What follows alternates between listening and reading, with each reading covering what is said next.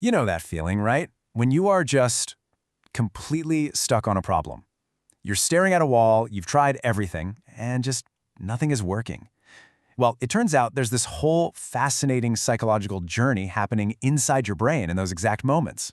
So let's actually dive into that. Let's map out the path from being totally stuck to having that incredible aha moment. All right, so here's our game plan. First, we're going to map out what's called the problem space, basically the landscape of the challenge. Then we'll open up your mental toolkit and see what strategies you've got. After that, we'll look at the common traps that get us all lost, see how the pros do it so much better, and finally, we'll hunt down that amazing aha moment. Okay, first up, mapping the problem space. This is all about understanding the landscape of the challenge you're up against.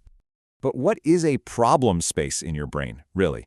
I know it sounds kind of abstract, but it's the fundamental structure, the mental blueprint your brain builds for literally any problem it encounters. Okay, the easiest way to think about it is like a giant mental maze. You've got your start state, that's where you are right now. You've got your goal state, that's where you want to be. And then you have all the intermediate states, basically every possible turn or hallway in between. So solving the problem, it's really just about navigating a path through that maze. So how do you actually move through this maze?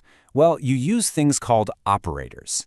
And all that means is the specific actions you can take. Think about it. In chess, an operator is moving a knight. In a math problem, it's using a formula. Each time you use an operator, you're changing your state, moving to a new spot in the maze. And hopefully, you're getting a little closer to that goal. But here's the thing. How do we even build that mental map in the first place? Because it's not the same for everyone. Your internal map is shaped by this powerful triad: how you represent the problem, your past experience, and your understanding of its core structure. Those three things, they shape the entire landscape you have to navigate. All right, so you've got your map. Now you need the tools to actually find your way through it. And that brings us right to our next section, your problem-solving toolkit. So, one of the heavy hitters in your toolkit is something called means-ends analysis. Yeah, sounds super technical, but the idea is actually really simple. You just look at where you are, then look at where you want to be, and ask one simple question. What's the biggest thing standing in my way? And then you create a mini-goal, a sub-goal with the single purpose of getting rid of that one obstacle. And the process is just rinse and repeat. You find the biggest obstacle, you set a sub-goal to crush it, you take action, and you do it again. It's this awesome systematic way to just chip away at a huge problem until it's nothing but a series of small, totally manageable steps. Okay, another huge tool in your kit? Analogy. Your brain is like this incredible search engine, constantly scanning your memories for problems that look kind of like the one you're facing right now. But here's the key. It's not just about having the past experience.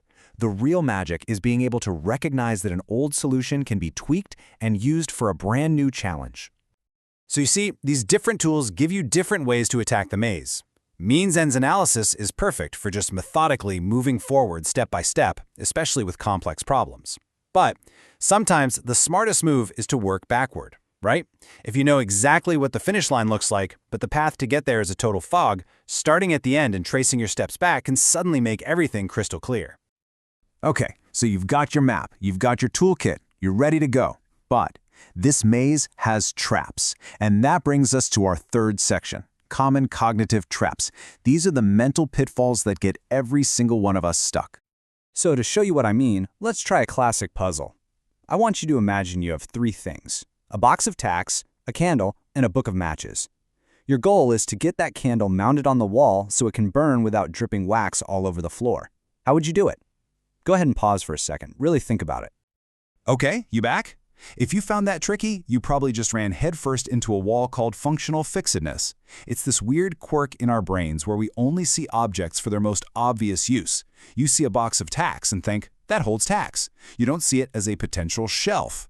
And that's the solution, right? Empty the box, tack the box to the wall, and put the candle on it. Functional fixedness is the thing that completely blinds us to these super creative, out-of-the-box solutions. And another huge trap is something called negative set. You know the saying, if all you have is a hammer, everything looks like a nail? Well, that's this, basically. Our brain finds a strategy that worked before, and it just gets stuck on it.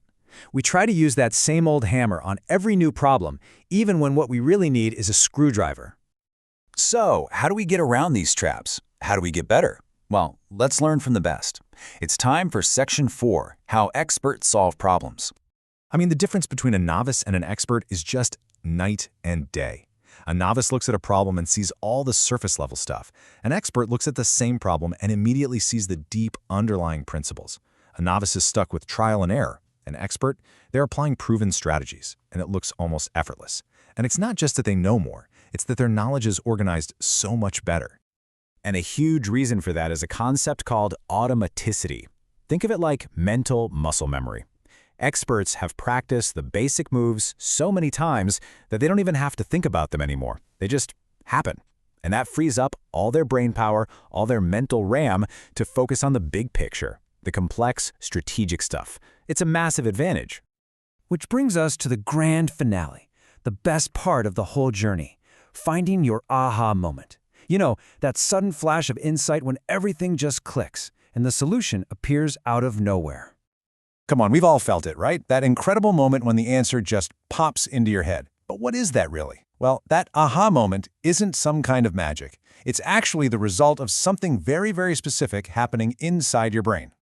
And here's the big secret. That moment of insight, it happens when you restructure the problem. You fundamentally change your mental map, you break free from that functional fixedness, you escape that negative set, and bam!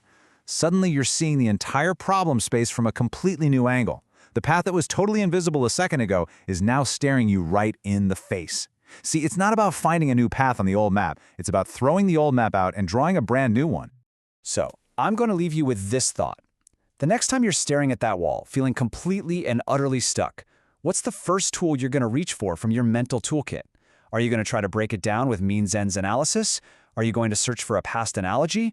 Or are you going to consciously try to restructure the problem, to redraw the map, and hunt for that incredible aha moment?